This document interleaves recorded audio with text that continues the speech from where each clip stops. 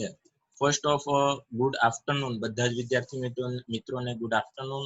આપણે આપણો આજનો નેક્સ્ટ ટોપિક છે cell the unit of life ની અંદર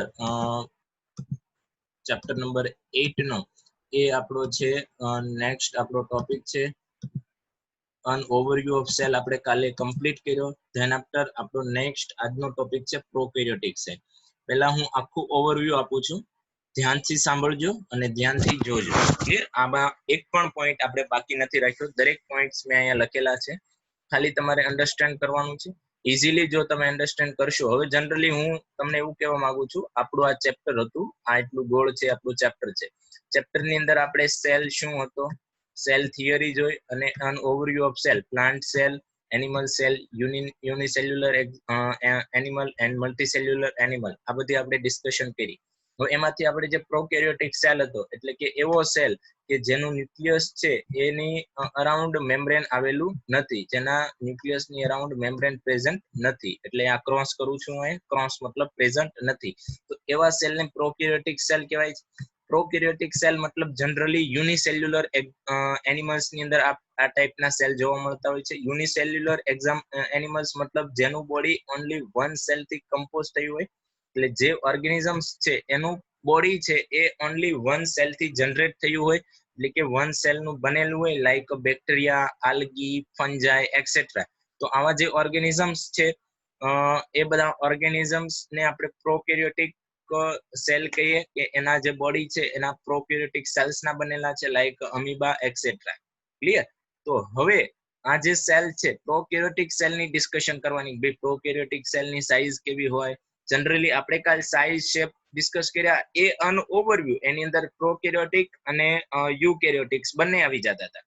અહીંયા આપણે સ્પેસિફિક હવે જોવાનું છે કે only and only prokaryotic cell ની સાઈઝ કેટલી છે, પ્રોકેરિયોટિક સેલ ની અંદર કયા કયા ઓર્ગન આવેલા છે, કયા ઓર્ગન નથી આવેલા, એનું ફંક્શન, એ ઓર્ગન ના ફંક્શન શું છે અને ક્યાં વર્ક કરે છે. Clear? Okay. Then after, first we will discuss prokaryotic cell. Prokaryotic cell size is a 10 to 20 micrometer. Here is a right cell size to 10 to 20 micrometer. Then after, generally observed in unicellular organism. Prokaryotic cell, its type of cell is observed in unicellular organisms. Then after, virus cell is also prokaryotic cell.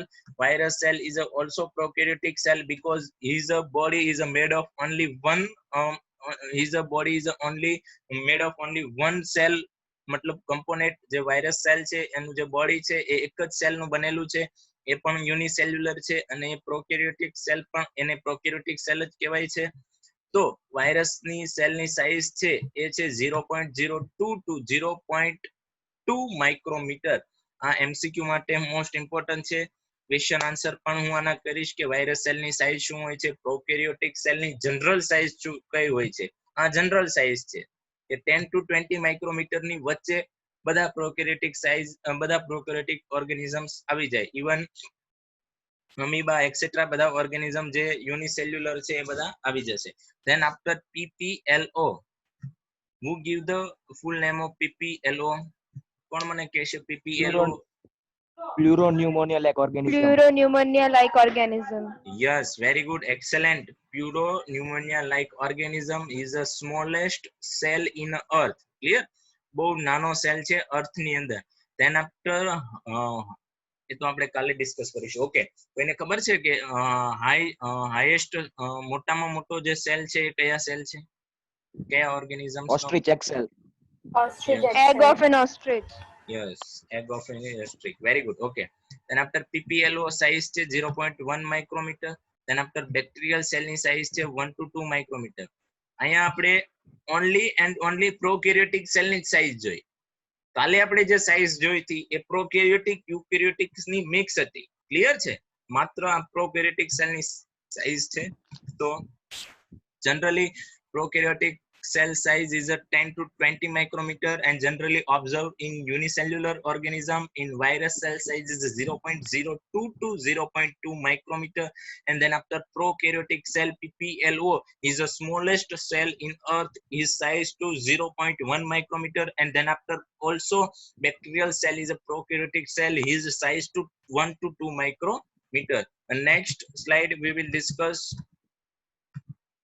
shape prokaryotic cell કે જો shape જો prokaryotic cell છે એના જે shape છે એ આપણે જોવાના છે રોડ શેપના પ્રોકેરિયોટિક સેલ હોય એટલે યુનિસેલ્યુલર ઓર્ગેનિઝમ્સ છે એના જે શેપ છે યુનિસેલ્યુલર ઓર્ગેનિઝમના શેપ અથવા તો જે પ્રોકેરિયોટિક સેલ છે એના જે સેલ્સના શેપ છે એ જોવાના છે જનરલી રોડ શેપ હોય છે રોડ એટલે જે અહીં મેં ફિગર ડ્રો કરી છે એ ટાઈપના ધેન આફ્ટર કોકસ શેપ હોય છે આ રીતે કોકસ શેપ હોય છે then after vibrio hello hello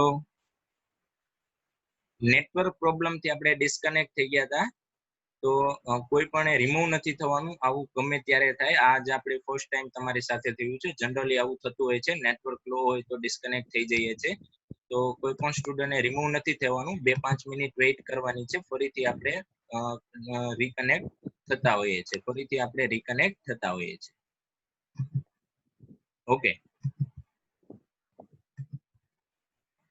then after vibrio shape then after spiralium shape આગળ હું સ્લાઇડ બતાવવાનું છું કે પ્રોકેરિયોટિક સેલની જે શેપ છે અહીંયા જનરલી તમે વ્યવસ્થિત ઓબ્ઝર્વ નહીં કરી શકો બીકોઝ કે અહીંયા એવી એક્યુરેટ ઇમેજીસ ના હોય પણ જે માઇક્રોસ્કોપની અંદર જે પ્રોકેરિયોટિક સેલ્સના જે શેપ ઓબ્ઝર્વ કરવામાં આવે છે કે રોડ શેપ એટલે કેવો શેપ કોકસ એટલે કેવો શેપ વિબ્રિયો એટલે કેવો અને સ્પાઇરેલિયમ એટલે કેવો જનરલી સ્પાઇરલ એટલે વન ટાઈપ ઓફ આ ટાઈપનો હોય છે સ્પાઇરેલિયમ ધેન આફ્ટર વિબ્રિયો એટલે આ ટાઈપનો હોય છે અને પાછળ નાની થોડી પૂંછડી ટાઈપનું ટેલ ટાઈપનું હોય છે ધેન આફ્ટર કોકસ એટલે કોમા ટાઈપના શેપ હોય છે ધેન આફ્ટર રોડ મતલબ આ ટાઈપના શેપ હોય છે રોડ શેપ તો એ આપણે આની નેક્સ્ટ ઇમેજ છે એની અંદર ઓબ્ઝર્વ કરવાનું છે ધેન આફ્ટર હવે આપણે પ્રોકેરિયોટિક સેલ છે એની અંદર શું ઓબ્ઝર્વ કરવાનું છે બધા જ પ્રોકેરિયોટિક સેલની અંદર સેલ વોલ પ્રેઝન્ટ હોય છે યાદ રાખવાનું છે cell wall is present in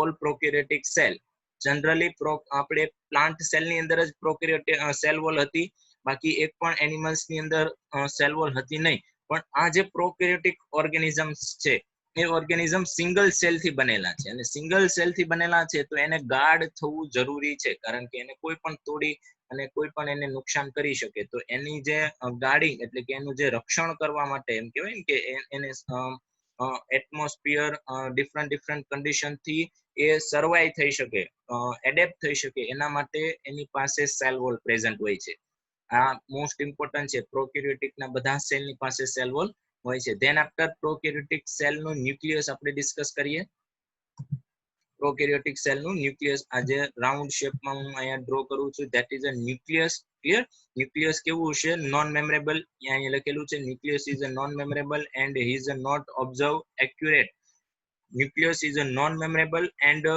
nucleus is a not observed accurate so sometimes many scientists is call is a this type of cell is a non-nucleated cell is not true okay then after in nucleus contain a genetic material like DNA in bacteria genetic material આ nucleus ની અંદર contain હોય છે chromosome હોય છે chromosome ની અંદર DNA present હોય છે generally આ type ના chromosome હોય છે કાલે પણ મેં આપણે વાત કરેલી છે ન્યુક્લિયસ ની અંદર ક્રોમેટિન મટીરીયલ્સ આ ટાઈપના ક્રોમોઝોમ્સ હોય છે અને આ જે ક્રોમોઝોમ્સ તમે જોઈ શકો છો એ ક્રોમોઝોમ્સ ની અંદર ઘણા બધા ડીએનએ આ ટાઈપના આવેલા હોય ડીએનએ નું સ્ટ્રક્ચર ડબલ સ્ટેન્ડર્ડ આ ટાઈપનું હોય તમે પ્રીવિયસ સ્ટાન્ડર્ડમાં વોટસન એન્ડ ક્રિક નું ડીએનએ ડબલ સ્ટેન્ડર્ડ જે સ્ટ્રક્ચર છે એ ઓબ્ઝર્વ કરી ચૂક્યા છો તો આ બધા ડીએનએ કોની અંદર હશે આ ક્રોમોઝોમ ની અંદર અને આ બધા ક્રોમોઝોમ કોની અંદર આવેલા હશે આ જે સ્મોલ તમને ન્યુક્લિયસ દેખાય છે સેલનું એની અંદર ક્લિયર પડી એટલે આપણે કેટલું અંદર કેટલું માઇક્રો સ્ટડી કરીએ છીએ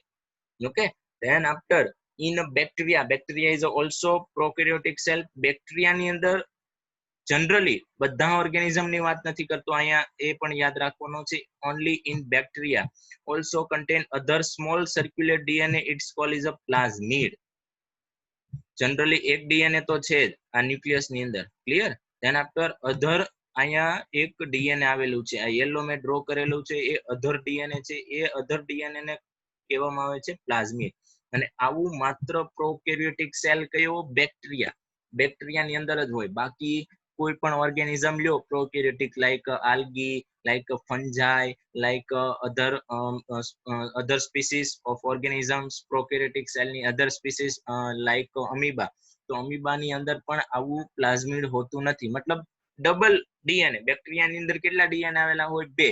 એક તો એના ન્યુક્લિયસ ની અંદર અને એક સરાઉન્ડિંગ ન્યુક્લિયસની આજુબાજુ એક સર્ક્યુલર ફોર્મમાં ડીએનએ આવેલું હોય. એને શું કહેવામાં આવે છે? પ્લાઝમિડ. ડેફિનેશન પૂછાશે કે vote is a plasmid and bacterial cell is also contain a small circulant DNA. It's called ખાલી જગ્યા સ્પેસ હશે તો એને નીચે ડિફાઇન કરેલું છે DNA, plasmid, DS, DNA, RNA. તો તમારે ઓપ્શન ટિક કરવાનો છે પ્લાઝમિડ. It's that clear? અહીંયા સુધી સમજાય છે? Yes, sir. Krisha, Tisha, Nancy, Vrinda, Om, Yes, sir. All okay. Generally એક ડીએનએ તો હશે જ, પણ સર્ક્યુલર એક બીજું પણ ડીએનએ હશે, એને કહેવામાં છે પ્લાઝમિડ. અને આવું ખાલી બેક્ટેરિયાની અંદર હોય અને એ પણ પ્રોકેરિયોટિક સેલની અંદર. Clear? Okay, next slide.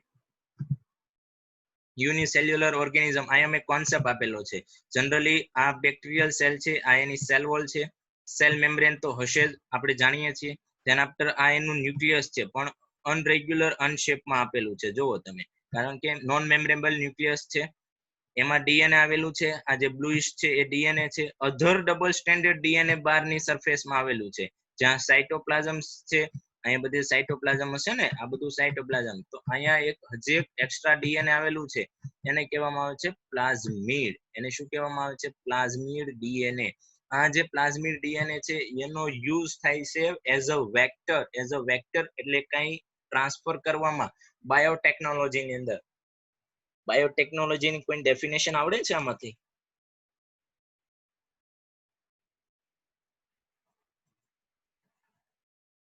Biotechnology. Define biotechnology. Yes યા નો?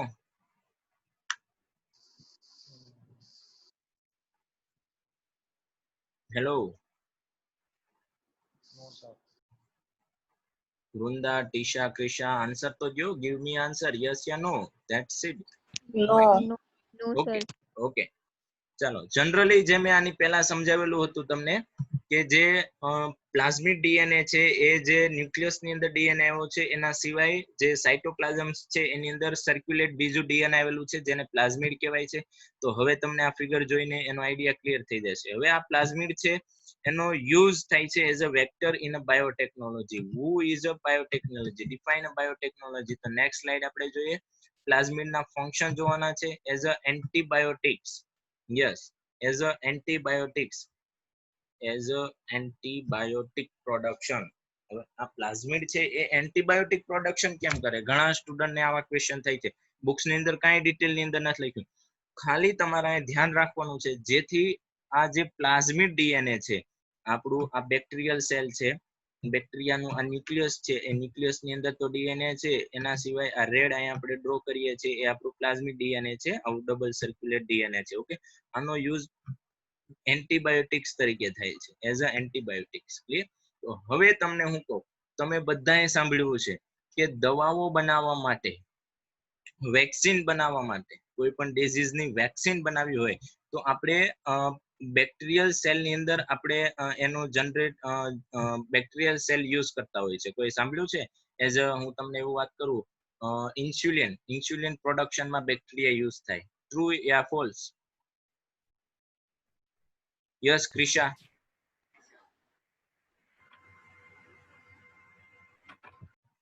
Yes Krisha? Yes, sir, it is true. What? It is true. Yes, it is true. Okay, then after other student?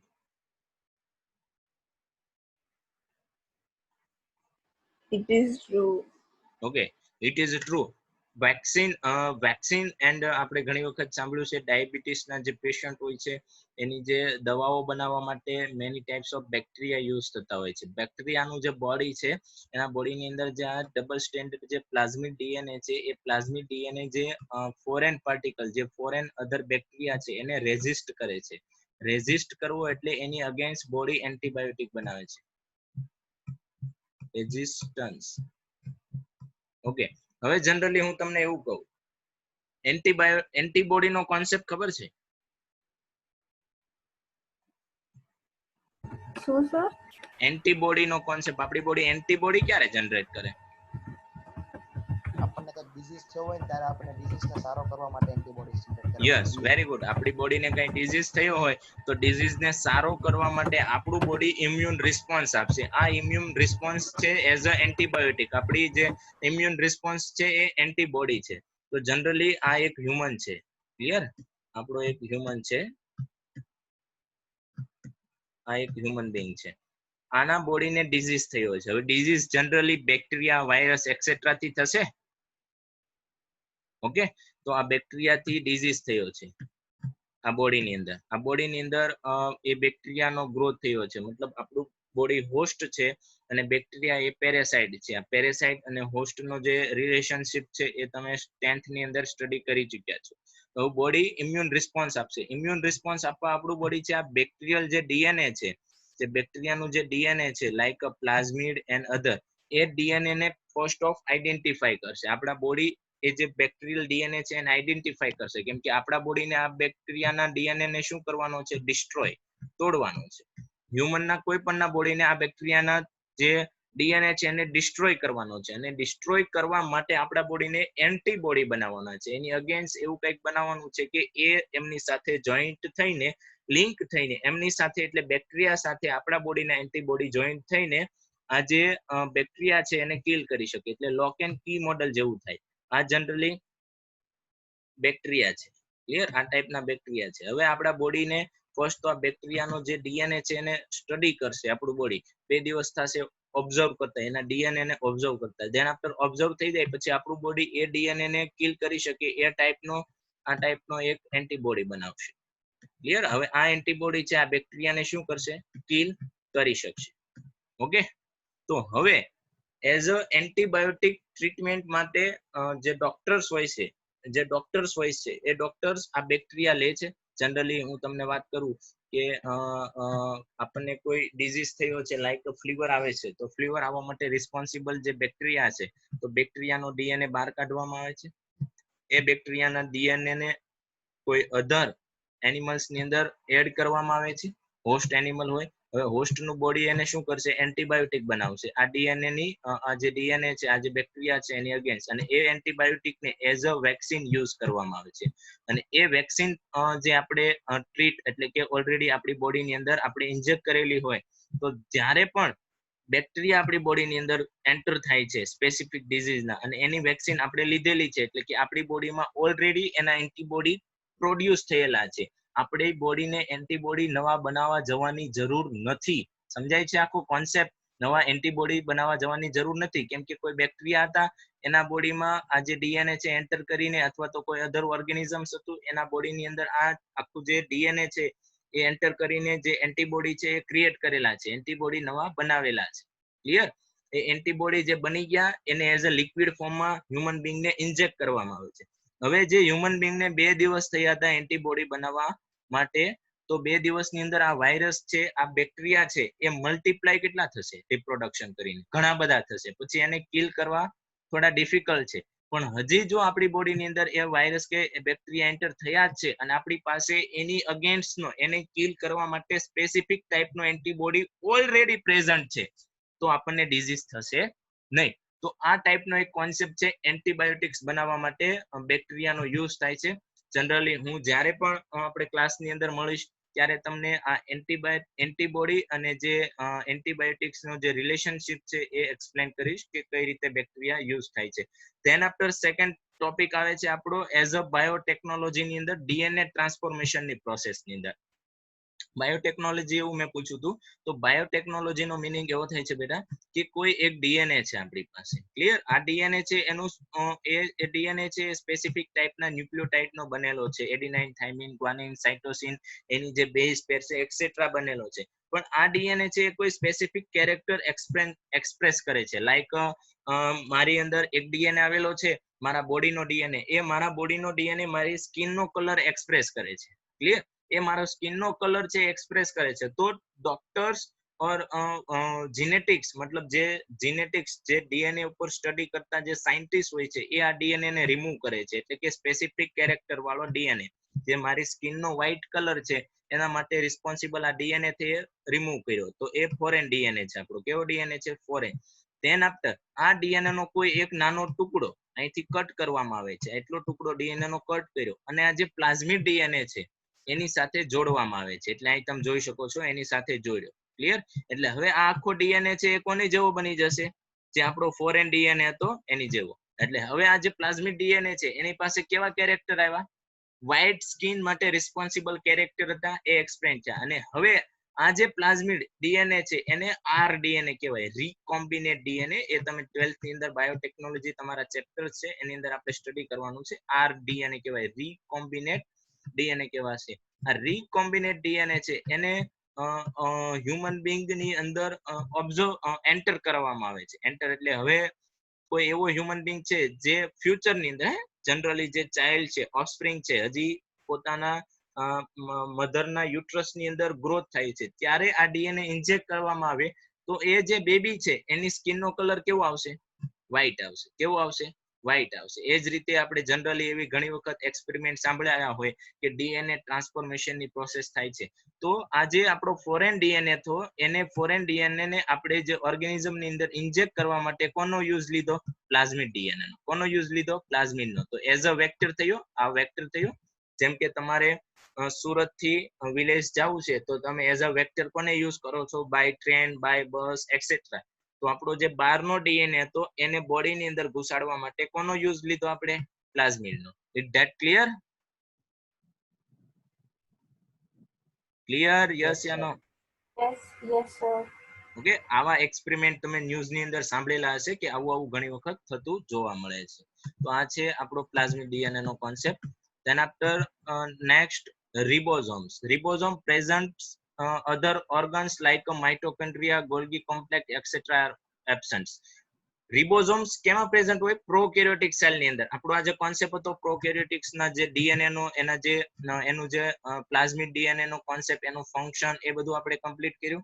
તેના આફ્ટર આપણે આગળ વધીએ તો આપણો જે ડીએનએ છે, સોરી આપણું જે પ્રોકેરિયોટિક સેલ છે, તો આ પ્રોકેરિયોટિક સેલ ની અંદર રિબોઝોમ પ્રેઝન્ટ હોય છે. રિબોઝોમ પ્રેઝન્ટ, પણ બીજા organ like a mitochondria, Golgi complex, એ બધા ઓર્ગન કેવા હોય છે? એબ્સન્ટ હોય છે. એ આપણે કાલે પણ જોયું હતું.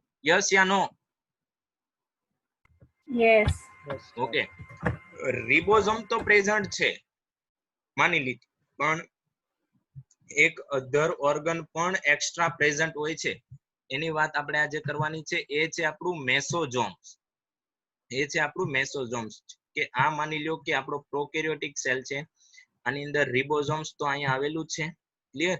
then after also mesosome is a present. મેસોઝોમ ક્યાંથી બને છે? જે સેલ મેમ્બ્રેન છે, આ જે મેં રેડ ડ્રો કરેલું છે એ આપણું સેલ મેમ્બ્રેન છે. સેલ મેમ્બ્રેન છે, સેલ મેમ્બ્રેન ને ડિફરન્ટિએટ કરે છે. જે સેલ મેમ્બ્રેન છે એમાંથી પ્રોડ્યુસ થાય છે મેસોઝોમ્સ. જનરલી આવું થતું હોય. આપણું સેલ મેમ્બ્રેન છે તો આમાંથી આ રીતે પ્રોડ્યુસ થાય છે મેસોઝોમ્સ. ક્લિયર? આ રીતે એમાંથી મેસોઝોમ્સ પ્રોડ્યુસ થાય છે. Only present in prokaryotic cell. Only present in prokaryotic cell. Mesosomes છે ઓર્ગન છે, ઓન્લી કયા કેવા સેલ્સ ની અંદર પ્રેઝન્ટ છે? Prokaryotic. Prokaryotic. What is a mesosomes? ખબર પડી? મેસોઝોમ્સ એટલે શું? સેલ મેમ્બ્રેન માંથી એક અલગ થયેલો ટુકડો. સેલ મેમ્બ્રેન નો એક અલગ થયેલો ટુકડો. It's called is a mesosome. Also present ribosome. Ribosomes તો હતું જ, પણ સેકન્ડ એવું જ એક નવું ઓર્ગન સેલ મેમ્બ્રેન હતું સેલનું, એમાંથી રિલીઝ થયું. એને નામ આપ્યું આપણે મેસોઝોમ્સ. યાદ રહેશે? Yes. Yes. Okay, next. Yes. આજે યસ, હવે આ થિયરી છે. આપણે જે વાત કરી હતી પ્રોકેરિયોટિક સેલની, મેં જે લખેલું હતું એ જ છે. આ બધું એની size shell, rod like, spirillum, coma shape, spiral.